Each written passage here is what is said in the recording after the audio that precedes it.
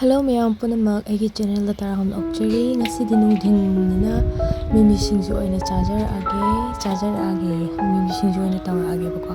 si water apple je amu loikrabane amu hana nawnam chapchana pale e bako si kumbi kale na de video oidora khangde adum pale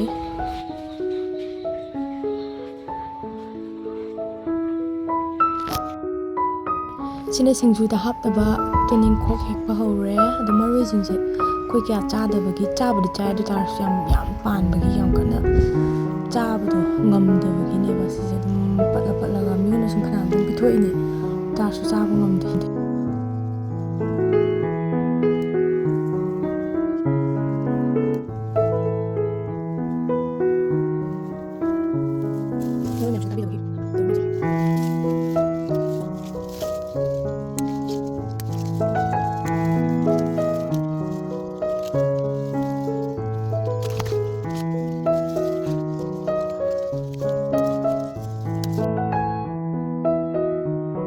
ngari hapthajare